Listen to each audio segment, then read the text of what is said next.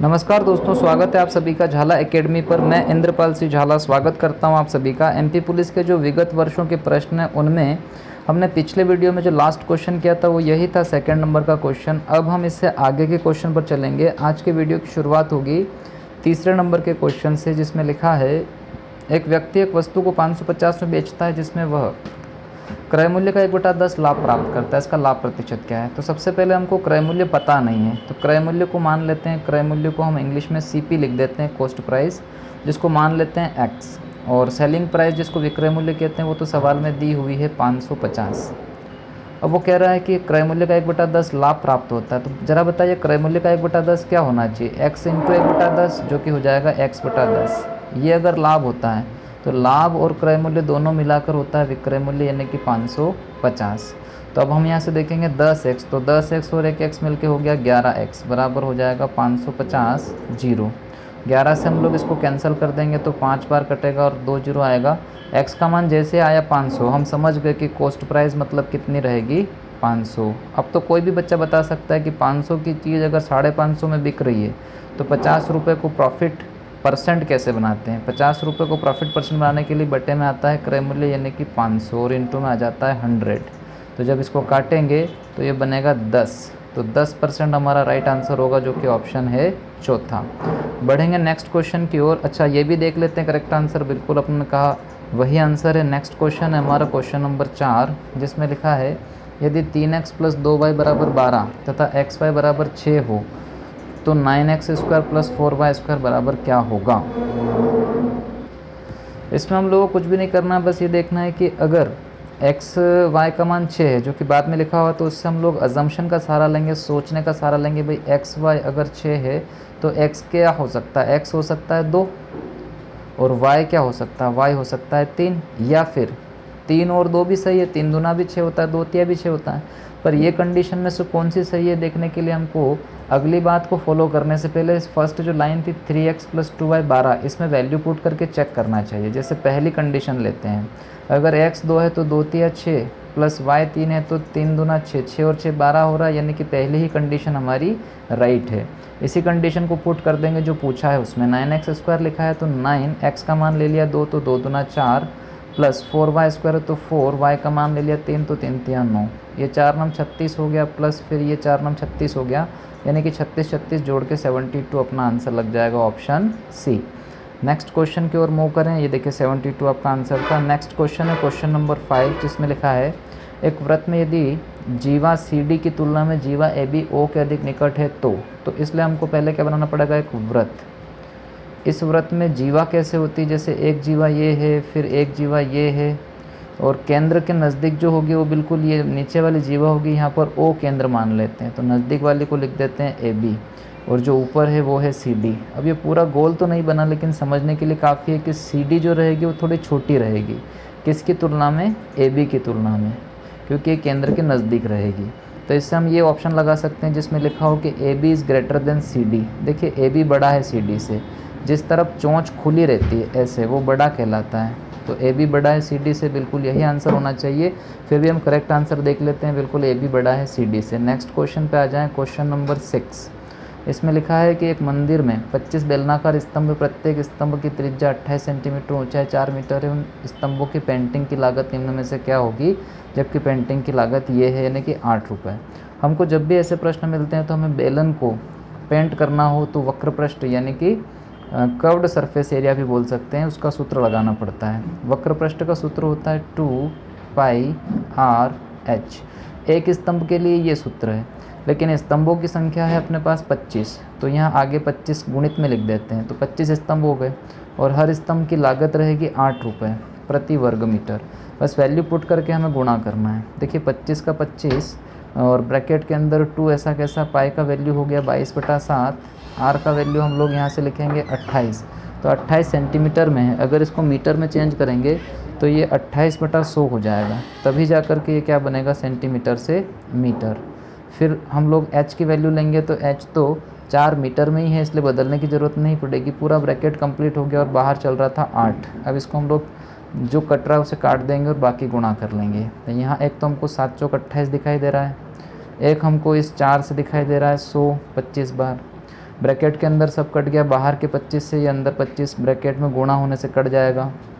इधर 22 दूना 44 बचा है और इधर बचा है 4 और 8, 4 और 8 तो 32। इनका गुणा कर लेंगे, 2 चौक 8, 2 चौक 8, 8 और 4 तिया 12, 20, 2 बचा, 3 चौक 12, 2 14, यानी कि आंसर आ जाएगा 1408 रुपये, यानी कि ऑप्शन हमारा ए सही हो जाएगा। बढ़ेंगे अगले क्वेश्चन की ओर। नेक्स्ट क्वेश्चन है, करेक्ट आंसर भी देखते चलिएगा 1408। 7वें क्वेश्चन पे आ जाएं। 7वां क्वेश्चन लिखा है, मेरी आयु 12 वर्ष के बाद उस आयु की 3 गुनी हो जाएगी जो 4 वर्ष पूर्व थी। ये लिखने के लिए हमें पहले अपनी आयु को लेना पड़ेगा x। अगर 12 वर्ष बाद लेंगे तो x + 12, और ये 12 वर्ष बाद की आयु कैसी होगी, ये उस आयु की 3 गुनी होगी जो 4 साल पहले थी, मतलब 3 और गुणे में लिख देंगे x - 4। देखिए पहले का मतलब होता है माइनस और बाद का मतलब होता है प्लस। कोई आपसे पूछे कि आप 20 साल के हो, 4 साल बाद कितने होंगे, तो आप 24 बोलेंगे, यानी जोड़ेंगे, और कह दे 4 साल पहले तो आप 20 से 16 बोल देंगे, यानी कि घटाएंगे। तो ये चीज़ आपको हमेशा ध्यान रखनी है। खैर हमें तो केवल वैल्यू वैल्यू निकाल के देखना है कितनी आएगी। तो x ऐसा कैसा है, 12 ऐसा कैसा है, गुणा कर देंगे 3 का तो हो जाएगा 3x - 3 चौक 12।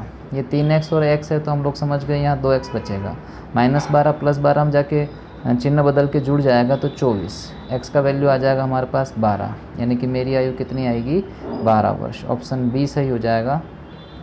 करेक्ट आंसर पे 12 है क्या, बिल्कुल है। नेक्स्ट क्वेश्चन है हमारा क्वेश्चन नंबर 8। इसमें लिखा है, निम्न में से कौन सा व्यंजक बहुपदीय है। बहुपदीय में 2 बातों का ध्यान रखना है, एक तो इन्वर्स नहीं होना चाहिए, मतलब माइनस की घात नहीं होना चाहिए, और एक रूट नहीं होना चाहिए। जैसे पहले ऑप्शन में ये -1 घात आ गई, ये ऑप्शन गलत है। दूसरे ऑप्शन में घात माइनस नहीं है, लेकिन ये x को अगर हम लोग 1 के अपॉन में देख रहे हैं तो ये आगे जा कर के x का इन्वर्स बनेगा, यानी कि ये भी माइनस की घात आएगा, ये भी ऑप्शन गलत हो जाएगा। लेकिन तीसरे ऑप्शन में इन्वर्स बनने का भी चांस नहीं है और रूट बनने का भी चांस नहीं, यानी कि ये आंसर सही होगा। लास्ट वाला सही क्यों नहीं हो, क्योंकि यहाँ पे 3x की पावर 1/2 ये रूट बन जाएगा। जब 1/2 हटती है तो ये 3 और x जो है वो रूट में चला जाएगा, तो रूट तो होना नहीं चाहिए। इस प्रकार हमारा आंसर लग जाएगा थर्ड ऑप्शन। इसको केवल देख के ही लगाना था, बिल्कुल सही है। 3x की पावर 4 + 5x + 8। नेक्स्ट क्वेश्चन पढ़ेंगे, उसमें लिखा है, वह छोटी से छोटी संख्या खालिस्तान है जिससे 1100 को गुणा किया जाना चाहिए ताकि एक गुणनफल पूर्ण वर्ग हो जाए। ये एक पहले छप गया है, गुणनफल एक पूर्ण वर्ग हो जाए, ऐसा पढ़ना है। तो हमें वर्ग बनाना है। तो वर्ग कैसे बनाते हैं, जैसे स्कूलों में सिखाते हैं। जैसे मान लीजिए 1100 लिखा, इसके फ्रैक्शन करके देखना है कि 2 के जोड़े बन रहे हैं तो कौन सा जोड़ा नहीं बन रहा, क्योंकि वर्ग नहीं है, बनाना है वर्ग। तो चलिए 2 से इसको काटेंगे तो ये 550 बार कटेगा, फिर 2 से काटेंगे तो ये 2 दूना 4, 2 7 14 और 2 पंजे 10, फिर तो 3 का भी नहीं जाएगा तो 5 का लेंगे, 5 5 25, 2 बचा 5 5 25, फिर 5 से आएगा 11 और 11 से हो जाएगा 1। अब इसमें हमको क्या देखना है कि जो जोड़े बन रहे हैं उनको छोड़ देंगे। जैसे 2 और 2 का जोड़ा बन रहा है, इसको छोड़ दो।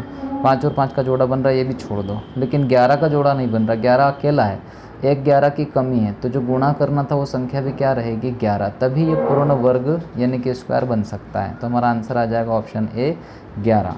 नेक्स्ट क्वेश्चन लेंगे हम, क्वेश्चन नंबर 10। देखिए करेक्ट आंसर उसका 11 ही था, हाँ जी। तो नेक्स्ट क्वेश्चन में लिखा है, संख्याओं 1 2 3 ऐसे करते करते 25 तक में से चयन करने पर उस चयनित संख्या के अभाज्य होने की संभावना कितनी है, जबकि प्रत्येक दी गई संख्या के चयनित होने की समान संभावना है। ये चीज़ संभावना यानी कि ये प्रायिकता का प्रश्न पूछ लिया है। हम लोग प्रायिकता के सवालों को किस प्रकार से करते हैं, हम लोग बस ये देखते हैं, जैसे ऊपर देखिए प्रोबेबिलिटी प्रायिकता है, हाँ जी। तो मैं कह रहा था कैसे करते हैं, हम देखते हैं कुल घटनाएं बटे में और संभावित घटनाएं ऊपर। तो कुल घटनाएं तो 1 से 25 तक संख्या है तो 25, और संभावित घटनाओं में देखना है कि भाई अभाज्य संख्याएं कितनी हो सकती है 1 से 25 में। जैसे हम लोग गिनती करें तो पहली अभाज्य संख्या होती है 2, फिर 3, 5, 7, 7 के बाद आएगी 11, 13, 13 के बाद आएगी 17, 19, 23। अभाज्य का मतलब ये किसी और से भाग नहीं लग सकता, कोई पहाड़ा ऐसा नहीं है जिनमें संख्याएं आ जाए, केवल खुद में ही आती, खुद के पहाड़े में। खैर इन संख्याओं को काउंट करें तो 1 2 3 4 5 6 7 8 9, 9 संख्याएं हो रही है, यानी कि हम लोगों का उत्तर आएगा 9 संभावनाएं हैं, संभावित घटनाएं, और नीचे हैं कुल घटनाएं 25। ऑप्शन बनेगा 9/25 जो कि थर्ड ऑप्शन है। करेक्ट आंसर पे भी देखते चलें, बिल्कुल 9/25 सही है। नेक्स्ट क्वेश्चन पे चले जाएं। नेक्स्ट क्वेश्चन है 11वां, जिसमें लिखा हुआ है वह छोटी से छोटी संख्या है जिससे 3087 को विभाजित किया जाए जिससे भागफल पूर्ण घन हो जाए। तो हमें डायरेक्ट काट के देख लेना चाहिए भाई भागफल कौन सा है जो घन यानी क्यूब है।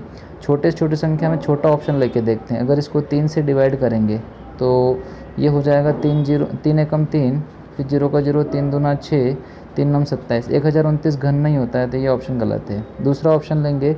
अब 21 लेने से पहले छोटी छोटी संख्याएं पहले लेते हैं। जैसे दूसरा ऑप्शन 7 ले लेते हैं। 7 से काट के देखें, बटे में अगर 7 होता तो ये हो जाता 7 चौक 28, 2 बचता, तो फिर 7 चौक 28, 7 एकम 7। ये तो एक स्क्वायर है, ये कोई घन नहीं है, क्यूब नहीं है, तो ये ऑप्शन भी गलत हो गया। अब एक ऑप्शन और है छोटा जिसको 9 कह रहे हैं, तो 9 से काट के देखते हैं। ये हो जाएगा 9 तिया 27 और 3 बचेगा तो 38 होगा, 9 चौक 36, 2 बचेगा तो 27 होगा, 9 तिया 27। 343 एक घन होता है जो कि 7 का होता है, 7 का क्यूब। इसलिए हम लोग समझ गए कि इसमें सही ऑप्शन क्या था, 9। केवल काट के देखा और हमारा उत्तर मिल गया। करेक्ट आंसर पे भी देखते चले, बिल्कुल 9 है। नेक्स्ट क्वेश्चन पे मूव करें। अगला क्वेश्चन है, एक साइंस का क्वेश्चन आ गया कि पानी के शुद्धिकरण की कौन सी पद्धति कीटाणुओं को नहीं मारती। जब आप पानी शुद्ध करते हैं उबाल के तो कीटाणु मर जाते हैं, ये ऑप्शन गलत है। छानते हैं तो छलनी में आ जाते हैं वो जो आप कीटाणु हैं बोल रहे हैं, तो मरते नहीं, यानी कि ये ऑप्शन राइट है। आसवन में भी मर जाते हैं और क्लोरीनीकरण में क्लोरीन मिलाते हैं तो भी उससे मर जाते हैं। तो छानने से यानी कि फिल्ट्रेशन करने से कीटाणु नहीं मरते हैं। तो हम लोग देखें, बिल्कुल सही उत्तर है, कॉमन सेंस का प्रश्न हो गया था।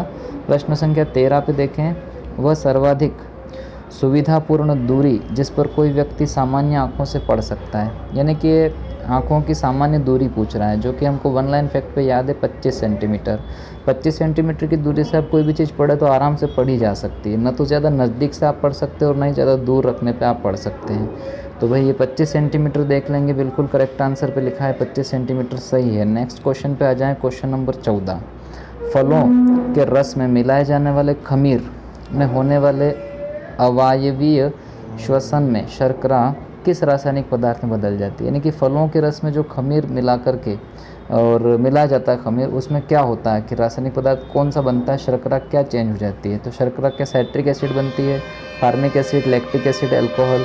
इसका सही आंसर है अल्कोहल में रूपांतरित हो जाती है, यानी कि ऑप्शन आ जाएगा लास्ट वाला। करेक्ट आंसर देखें, बिल्कुल ठीक है, अल्कोहल। नेक्स्ट क्वेश्चन पे मूव करें, क्वेश्चन नंबर 15, जिसमें लिखा है चुंबक का वह महत्वपूर्ण गुण जिसका उपयोग नाविकों द्वारा तथा यात्रियों द्वारा प्राचीन काल से ही किया जाता रहा है। देखिए, चुंबक में आपने सुना होगा कि 2 ध्रुव होते हैं, उत्तरी ध्रुव और दक्षिणी ध्रुव, मतलब वो कि उत्तर में और दक्षिण में, नॉर्थ और साउथ में ही चुंबक घूमती हुई चुंबक, स्वतंत्र रूप से लटकाई चुंबक ऐसे ही ठहरती है, नॉर्थ और साउथ बताती है। तो ये दिशाओं का ज्ञान कराती थी चुंबक। ये प्राचीन काल से संबंधित दिशा संबंधी गुण को देखने के लिए यात्री या फिर नाविक इसका यूज़ करते थे। तो डायरेक्शन प्रॉपर्टी देखने के लिए, दिशा संबंधी गुण के लिए, बाकी गुणों के लिए तो बाद में खोजे हुई है, लेकिन दिशा का गुण पहले ही देखा जाता था चुंबक से। नेक्स्ट क्वेश्चन की ओर मूव करें। देखिए, करेक्ट आंसर भी हो गया अपना। नेक्स्ट क्वेश्चन है, दिवाली के दौरान पटाखे इमारत के बाहर जलाए जाते हैं, उनके जलने के थोड़ी देर बाद हमें ध्वनि सुनाई देती है, ऐसा इसलिए होता है। देखो, प्रश्नों को आपको समझना है। जब पटाखे जलाते हैं तो पटाखों की आवाज़ जो होती है वो देर में आती है और वो फट पहले जाते हैं। नज़रें देख लेते हैं कि विस्फोट हो चुका है, लेकिन आवाज़ आने में देर लगती है। ऐसा क्यों होता है? कॉमन सेंस की बात है। प्रकाश तेज़ चलता है और ध्वनि धीरे धीरे, तो इसमें सेकंड ऑप्शन बिल्कुल सही हो जाएगा, प्रकाश ध्वनि से तेज़ यात्रा करता है। तो इस प्रकार कॉमन सेंस का प्रश्न था। करेक्ट आंसर यही है, light travels faster than sound. Okay, next question है 17वां, जिसमें देखिए क्या लिखा है, उसकी पहचान कीजिए जो कि पशुधन का भाग नहीं। पशुधन किसको कहते हैं? जो आप पालते हैं।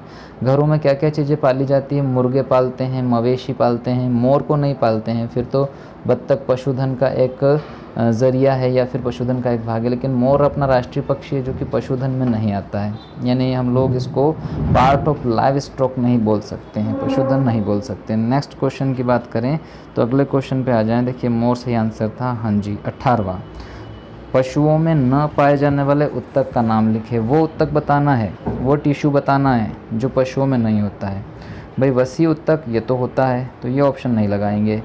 विभजोतक उत्तक, मेरिस्टेमेटिक टिश्यू, ये नहीं होता मवेशियों में, यही अपना आंसर रहेगा। बाकी पार्श्व तंतु, डेंड्रोइट होते हैं, और संयोजी उत्तक होता है, कनेक्टिव टिश्यू ये भी होता है, तो ये भी ऑप्शन गलत है। सही ऑप्शन कौन सा था, विभजोतक उत्तक नहीं होते हैं, यानी कि मेरिस्टेमेटिक टिश्यू जो होता है मेरिस्टेमेटिक नहीं होता है। ओके, नेक्स्ट क्वेश्चन पे बढ़ें। ये देखिए मेरिस्टेमेटिक टिश्यू। अच्छा, 19वां प्रश्न लिखा है आरोही क्रम में समय की सही इकाइयों का चयन कीजिए। आरोही क्रम का मतलब होता है 1 2 3 4, यानी कि बढ़ते क्रम में चलें। तो पहले सबसे छोटी लेंगे, सबसे छोटी है सेकंड, सेकंड से बड़ा होगा मिनट, फिर घंटा, फिर दिन, फिर महीना, फिर वर्ष, यानी कि ऑप्शन आ जाएगा थर्ड। तो हमको बिल्कुल कॉमन सेंस के आधार पर लेना है। Second, minute, hour, day, month, year, ये सब बढ़ते क्रम में चल रहे हैं, तो थर्ड ऑप्शन हमारा सही हो जाएगा। ये करेक्ट आंसर भी आपको दिख गया होगा, सेकंड, मिनट, घंटा, दिन, महीना, वर्ष। अगले क्वेश्चन पे आ जाएं। हैजा इसके कारण होता है, कवक के कारण, प्रोटोजोआ के कारण, वायरस के कारण या जीवाणु के कारण। तो हैजे के लिए सही आंसर है भाई बैक्टीरिया से फैलता है, जीवाणुओं से फैलता है। तो सही उत्तर देखेंगे बिल्कुल बैक्टीरिया के द्वारा हैजा फैलता है। नेक्स्ट क्वेश्चन पे आ जाएं। Question number 21। जब सोडियम क्लोरीन के साथ अभिक्रिया करता है तो सोडियम क्लोराइड का निर्माण होता है। हाँ ठीक है, अभिक्रिया में ऊष्मा खालिस्तानी ऊष्मा का क्या होता है, विनिमय नहीं होती, अपघटित होती है, विकसित होती है, अवशोषित होती है। इसमें लिखा जाएगा कि जो ऊष्मा है वो विकसित हो जाती है, इवोल्व्ड हो जाती है ना, एवोल्यूशन हो जाता है, बढ़ जाती है, विकसित हो जाती है। ठीक उत्तर है। नेक्स्ट क्वेश्चन पे आ जाएं। Question number 22। ब्रायलर चिकन का भरण क्या है। भाई ब्रायलर चिकन क्यों लोग बाग खाते हैं, उससे भी आप याद कर सकते हैं कि ये जो है विटामिन से भरपूर संपूरक के साथ पर्याप्त मात्रा में वसा, पर्याप्त कार्बोहाइड्रेटों से भरपूर प्रोटीन है। बिल्कुल यही उत्तर है, लंबा चौड़ा सा लिखा हुआ कि हम ब्रायलर चिकन जो यूज़ करते हैं, जो नॉन वेजिटेरियन लोग होते हैं, वो इसलिए करते हैं कि भाई protein rich with adequate quantity of fat and sufficient carbohydrates with vitamin rich supplement. मतलब कुछ कुल मिलाकर इसमें प्रोटीन, कार्बोहाइड्रेट और वसा वगैरह सब पर्याप्त मात्रा में मिलते हैं, हमको विटामिन से भरपूर मिलते हैं। ओके, नेक्स्ट क्वेश्चन पे आ जाएं। नेक्स्ट क्वेश्चन है ये देखिए, उत्तर भी देख लिया है हमने और 23वें प्रश्न पे आ गए। 4 कक्षीय हृदय वाले सरीसृप का नाम लिखिए। सरीसृप मतलब जो हम लोग कहते हैं कि जो रेंगते हुए चलते हैं, रेप्टाइल जिनको बोलते हैं, उनमें 4 कक्षीय हृदय किस में होता है, वैरनस में होता है, छिपकली में, गिरगिट में, मगरमच्छ में। भाई इसका सही आंसर है मगरमच्छ में 4 कक्षीय यानी कि 4 चैम्बर्ड हर्ट होता है। सही आंसर भी देखते चलेंगे, बिल्कुल सही है मगरमच्छ। नेक्स्ट क्वेश्चन पे आ जाएं। Question number 24। हृदय, धमनियाँ तथा शिराएँ एक साथ कार्य करते हैं, यह संगठन किस स्तर का उदाहरण है। भैया यूनिटी कैसी है, ये उत्तक है, अंग प्रणाली, कोशिका अंग नहीं, ये अंग प्रणाली है, ये है ऑर्गन सिस्टम है, ये अंग प्रणाली है। ठीक बात है, बिल्कुल। नेक्स्ट क्वेश्चन पे आ जाएं। Question number 25। एड्स खालिस्तान के द्वारा संचरित नहीं हो सकता, मतलब ट्रांसमिटेड नहीं होता है। लैंगिक संपर्क से होता है, गले लगना से, हाँ गले लगना से एड्स नहीं फैलता, गले लगना से एड्स नहीं फैलता, यही अपना सही उत्तर हो जाएगा। बाकी ऑप्शन में तो देखें, स्तन्य आहार से, ब्रेस्ट फीडिंग से बढ़ता है, मतलब बढ़ता से मतलब फैलता है, रक्ताधान मतलब ब्लड को ट्रांसफ़र करेंगे तो उससे भी एड्स हो जाता है, लेकिन गले लगने से एड्स नहीं होता है। करेक्ट आंसर इसका यही है। नेक्स्ट क्वेश्चन है 26। लिखा है सूक्ष्म जीव जो शर्करा के अल्कोहल में परिवर्तन में खमीर कर्मक की तरह कार्य करता है। एक ऊपर भी आया था क्वेश्चन जिसमें खमीर में क्या परिवर्तन होता है, बोले अल्कोहल, वो ऊपर उत्तर हो गया था। अब इसमें देखिए बहुत बार क्या होता है कि प्रश्न से एक आधा उत्तर मिल जाता है, जैसे पिछला उत्तर किसी को याद नहीं हो तो यहाँ से मिल रहा है कि शर्करा के अल्कोहल में परिवर्तन में खमीर कर्मक की तरह कार्य करता है। वो किस कर्मक की तरह कार्य करता है, तो यीस्ट को खमीर, इंग्लिश में यीस्ट कहते हैं, हिंदी में खमीर, बिल्कुल खमीर ही इसका उत्तर है। नेक्स्ट पे जाने से पहले खमीर बिल्कुल सही है। और नेक्स्ट पे चले जाएंगे, प्रश्न संख्या 27 पे आ जाएं। अब यहाँ से फिर से ये कुछ मैथमेटिक्स आ गया है। इसमें कहा है कि एक आयत ABCD है, इसके विकर्ण O पर मिलते हैं, यदि OA 2x + 4 OD 3x + 1 हो तो x का मान। सबसे पहले तो इसमें ऑप्शन में थोड़ी गड़बड़ छप गई, इसका सही आंसर आएगा 3। तो हम लोगों को ये एक ऑप्शन जो है ये हटाना पड़ेगा और यहाँ पर 3 लिखना पड़ेगा। खैर अपन सॉल्व करके देखेंगे, ऑप्शन से अपने कम मतलब है, तो हम लोग चलते हैं इस क्वेश्चन को सॉल्व करने के लिए। कैसे सॉल्व करें, देखिए समझिए, एक आयत है, यानी कि एक ऐसी आकृति जिसमें आमने सामने की भुजाएं बराबर होती है, साइड बराबर होती है। इसमें बीचों बीच O मान लेते हैं। अच्छा, अगर विकर्ण की बात करें तो विकर्ण इस प्रकार से चलते हैं, एक विकर्ण ये और एक विकर्ण ये।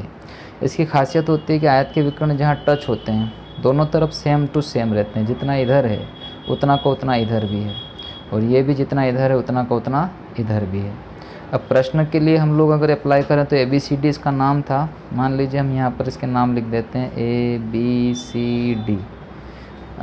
नाम किसी और तरीके से भी लिख सकते हैं, बस आपको पढ़ना है कि विकर्ण जो है वो O पर मिलते हैं, मतलब बीच में O है, ठीक है।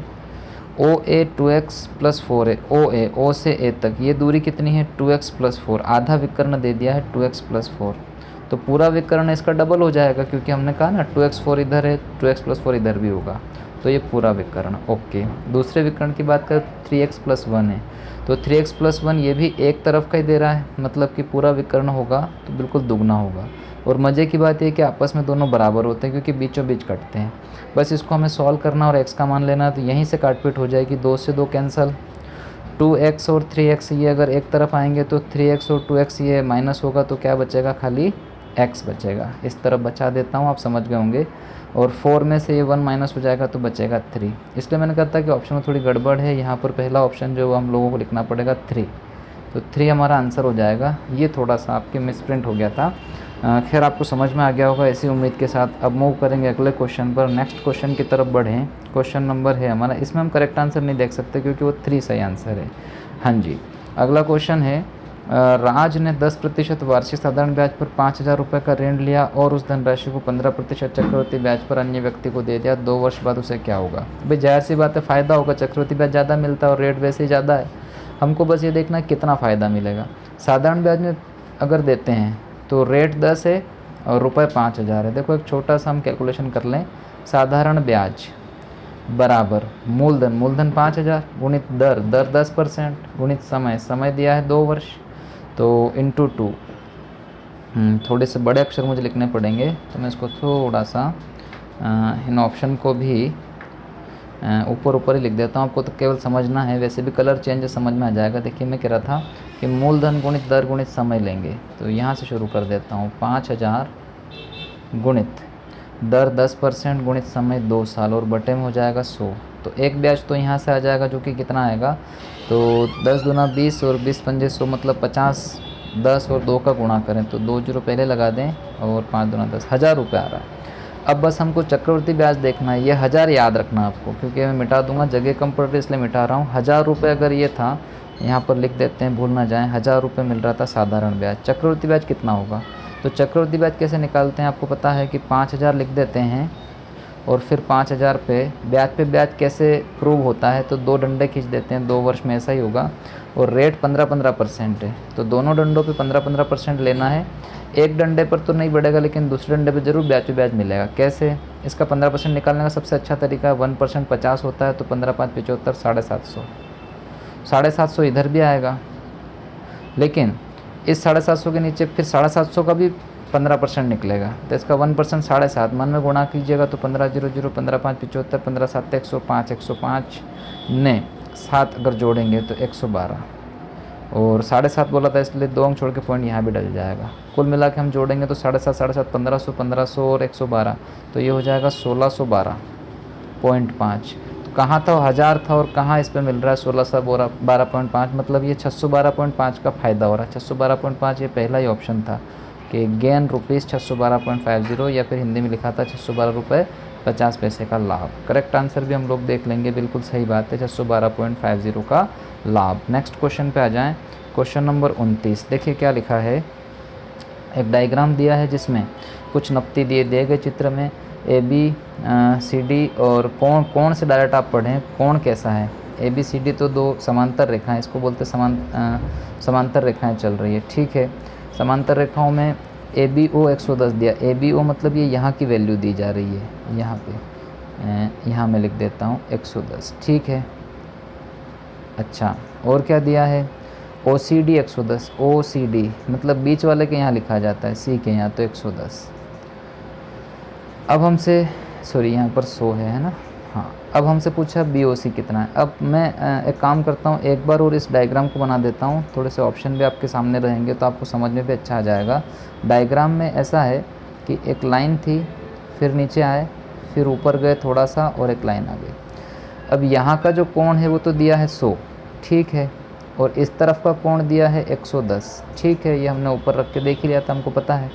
पूछा है हमसे यहाँ का, ये कितना होगा, तो ये बताने के लिए आप क्या करें, कि यहाँ एक लाइन और खींच दें तो लाइनें क्या हो जाएगी, समांतर। कौन कौन सी, ये लाइन और ये लाइन समांतर, फिर ये जो एकदम सीधी रहेगी है ना, थोड़ी टेढ़ी हो रही पर ये सीधी एकदम समांतर।